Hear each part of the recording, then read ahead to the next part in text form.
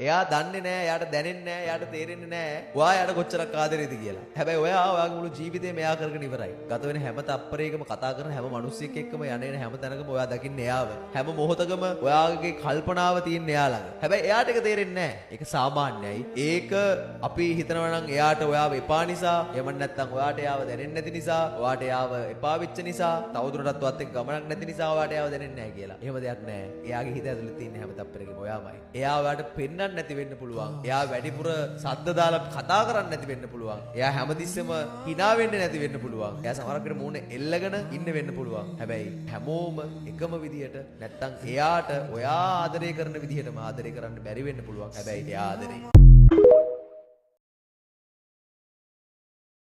Love is not touching, holding and doing something. It is just eye to eye.